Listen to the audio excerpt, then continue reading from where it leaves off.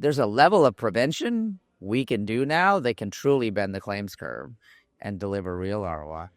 Okay, Munjal, we're going to start with the billion-dollar question. So many people are asking whether AI in healthcare is more talk than actual outcomes. Where are you seeing measurable results in terms of patient access and also outcomes? The big idea seems to be what we call infinite pilot, which is things you never thought to do till you had an infinite supply at almost zero cost to speak every language, remember every patient perfectly, can memorize every clinical trial out there. And those are the ideas, these emergent, powerful use cases. In the last heat wave in New York, we called 16,000 people at the hottest 2 hours of the day, did a heat stroke assessment, called them an Uber, and got them to a cooling center. You could have never done that without AI.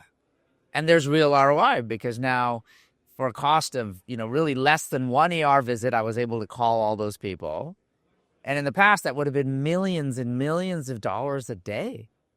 And you would have had to offset so many ER visits it wouldn't have worked. So one area is this idea, which is there's a level of prevention we can do now that can truly bend the claims curve and deliver real ROI.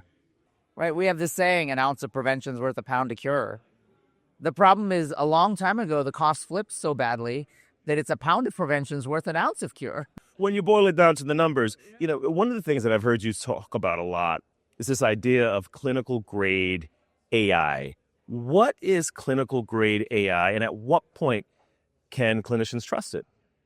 The way to measure clinical grade AI is against clinicians. We're the only LM I know of that does output testing. And the idea of output testing, you don't say your AI is safe because what you trained it on. You say it's safe because you look at what it's saying coming out.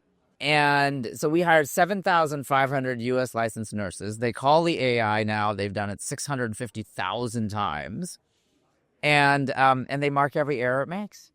And then 1 out of every 50 times they get a human, and they mark how many errors the human makes. And then we say the AI can't launch till it's safer than the human.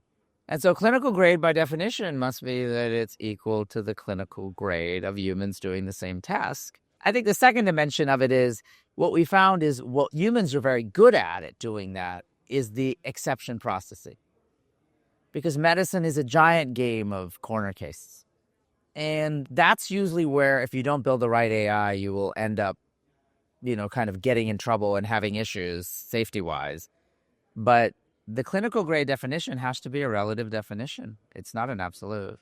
The future of AI and healthcare. What are you most excited about, and what scares you? It's actually the creativity that's most exciting. The other day, Northwestern Medicine, they gave us 1,700 patients lost to follow-up on lung nodule follow-up CT scans.